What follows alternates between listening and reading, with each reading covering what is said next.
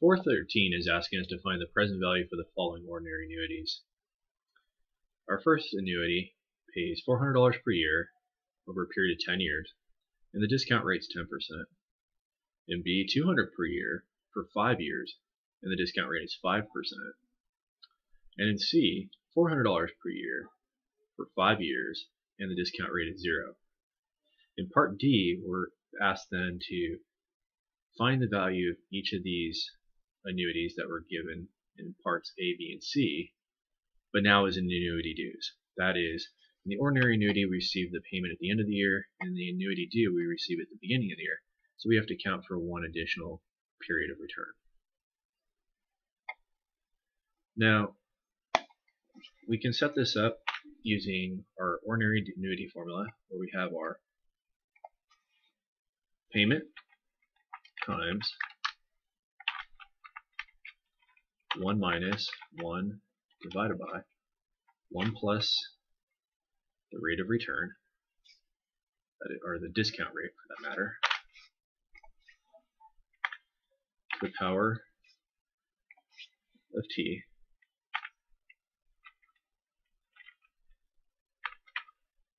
divided by the discount rate. And so this annuity has a value of $2,457.83.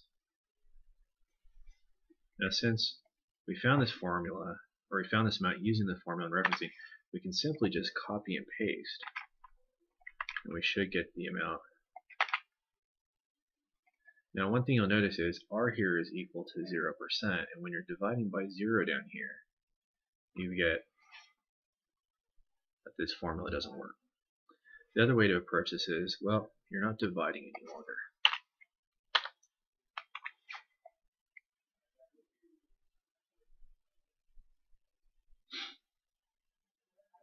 And why this is then again resulting to 0 is, notice here, when R is 0, 1 to the power of 5 is still 1, 1 divided into 1 is 1, and 1 subtract 1 is 0.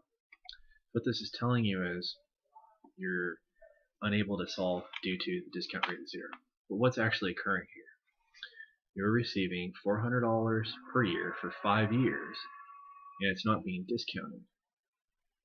So we'll show how to solve this in a second route, because just using the formula doesn't work. Now, the more direct way to solve this, the one that I would prefer right off the bat if I were in your shoes, would go to the present value function. We know the rate, 10%, the number of periods,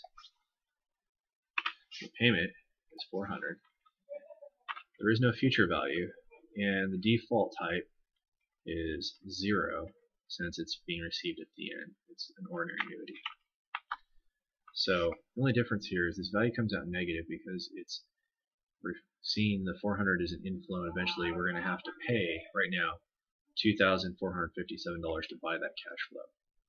We can easily just correct this by referencing the present value as a cash outflow. We can then just copy. We see our values match up, and what we should get here is the correct answer, which should be $2,000. Since the discount rate is 0, there's no discount to the cash, so it's just 400 plus 400 plus 400 plus 400 plus 400, or $2,000. Now we can use the present value formula below, where again the rate's given, number of periods is also indicated, our payment, we'll make sure that it's negative,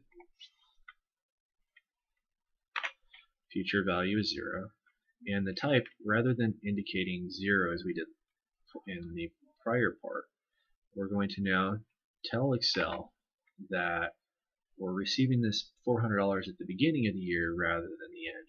So we're setting up for the annuity due. Go ahead and close this function, and we find that the value has gone up, and that makes sense. Why so? Well, we're getting one additional period's worth of return.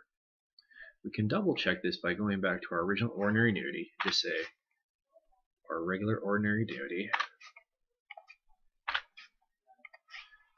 times 1 plus the rate of return.